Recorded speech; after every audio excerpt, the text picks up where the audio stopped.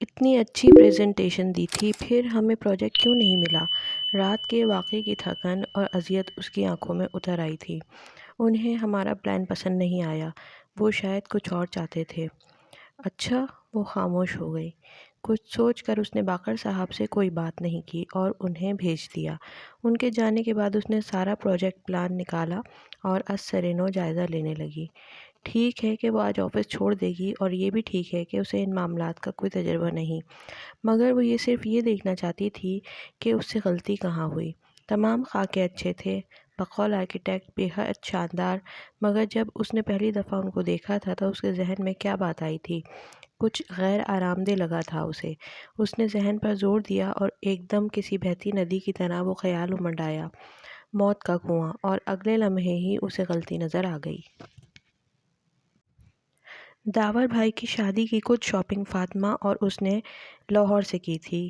کسی کام سے وہ شاہ عالمی مارکیٹ چلے گئے۔ غلطی یہ کی کہ اپنی کار لے گئی۔ وہاں ایک ملٹی اسٹوری پارکنگ بلڈنگ میں کار پارک کرنا پڑی، وہ بھی چوتھی منزل پہ۔ گول گول گھومتی منزلیں، تنگ تاریک جگہ، گاڑی اوپر چڑھانا یوں تھا گویا موت کے کنویں میں ڈرائیو کرنا۔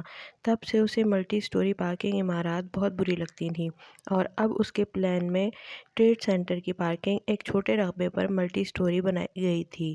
اسے تعمیراتی کاموں کا تجربہ نہیں تھا، مگر شاپنگ کا ایک طویل اور وسیع تجربہ تھا۔ پھر یہ اتنی بڑی غلطی اسے پہلے کیوں نظر نہیں آئی؟ شاید اس لیے کہ پہلے وہ خود کو کم علم سمجھ کر آرکیٹیکٹ پہ بھروسہ کر رہی تھی۔ اندھی تقلید، مگر اب اپنی عقل سے سوچا تو چونک گئی۔ لوگ ایک کھلا اور زمینی پارکنگ لاٹ پسند کرتے ہیں، اور ملٹی اسٹوری پارکنگ بلڈنگز تو ادھر کم ہی بنتی ہیں۔ پھر آرکیٹیکٹ نے ایسا کیوں کیا؟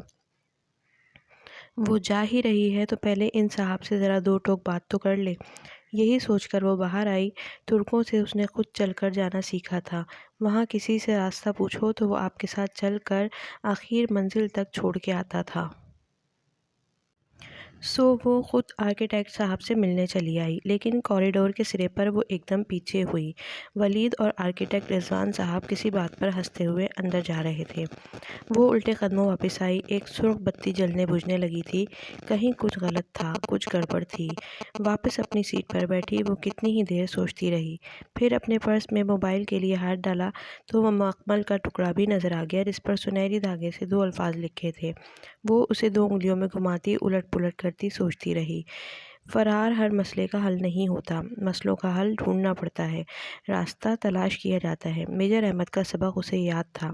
چند منٹ میں اس نے اپنا ارادہ بدل دیا۔ وہ پھر سے کام کرنے پہ تیار تھی۔ کوئی اس کے باپ کے ساتھ غداری کر رہا تھا، اسے ساری گڑبڑ کے منبع کو ڈھونڈنا تھا۔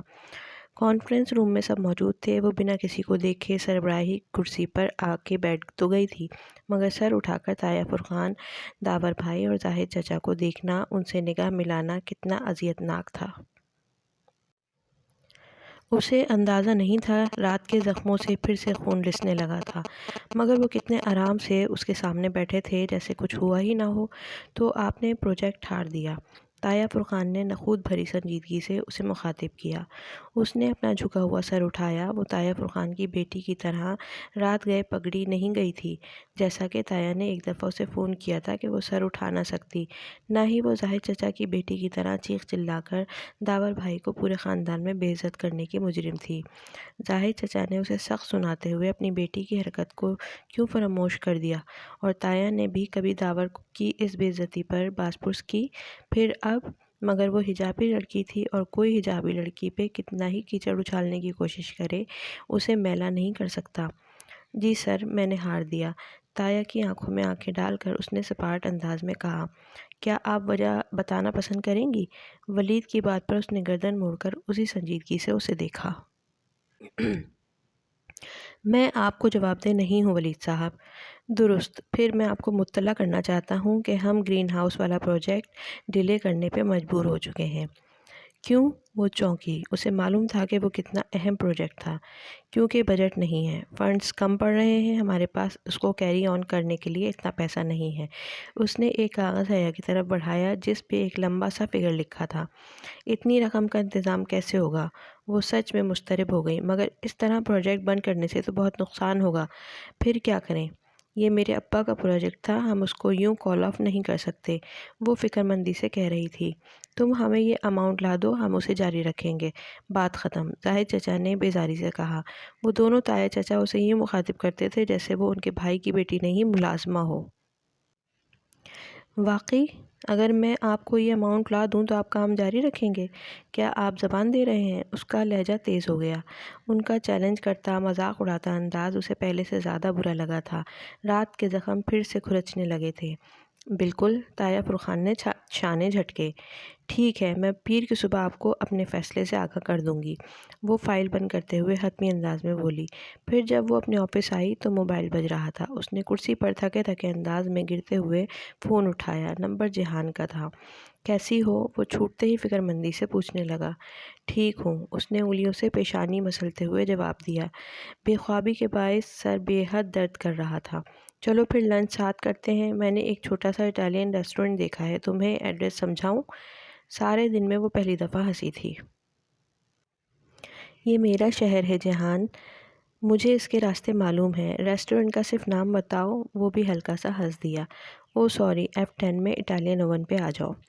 کار ڈرائیور چلا رہا تھا، وہ پچھلی نشست پر بیٹھی سیل فون پہ نمبر ملا رہی تھی۔ اس نے ابا کی نصیحت پہ عمل کرنے کا سوچا تھا۔ کال ملا کر اس نے فون کان سے لگایا۔ سچ شکر کہ انہوں نے کال ریسیو کر لی۔ السلام علیکم ذیشان انکل، میں حیا بات کر رہی ہوں۔ کار ٹریفک کے ساتھ بہتی چلی جا رہی تھی، اسی طرح اس کے تنے پریشان، اعصاب ڈھیلے پڑتے جا رہے تھے۔ ان سے بات ختم کی تو آفس سے فون آ گیا۔ وینڈر مال کی سپلائی کھولنے پہ تیار نہ تھا اور پرانی قیمت پہ تو ہرگز نہیں۔ سراسر بلیک میلنگ تھی اور بلیک میلر سے تو اسے سخت نفرت تھی۔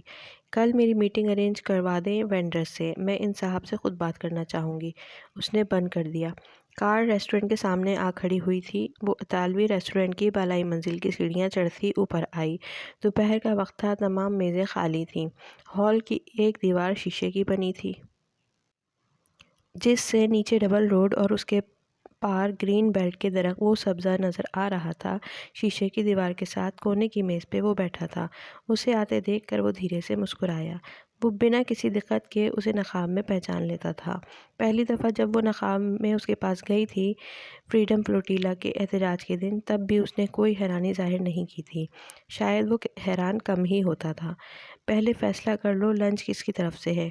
کرسی کھینچ کر بیٹھتے ہوئے میز پر اس نے اپنا پرس رکھا۔ آف کورس تمہاری طرف سے ہے، اصغر اینڈ سنس کی قائم مقام ایم ڈی مجھ غریب آدمی کو لنچ تو کروا ہی سکتی ہے۔ شور، اس نے بشاشت سے کہتے ہوئے موبائل رکھنے کے لیے اپنا پرس کھولا۔ مخمل کا ٹکڑا اندرونی جیب میں 1000 کے نوٹ کے ساتھ رکھا تھا۔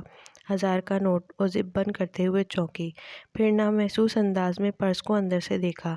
اسکرپو والا پاؤچ آفس میں ہی رہ گیا تھا۔ اب سوائے لاوارث سے اس نیلے نوٹ کے اس کے پاس کچھ نہیں تھا۔ اللہ اللہ، کاروباری الجھنوں میں پاؤچ اٹھانا یاد ہی نہیں رہا، اب کیا کرے؟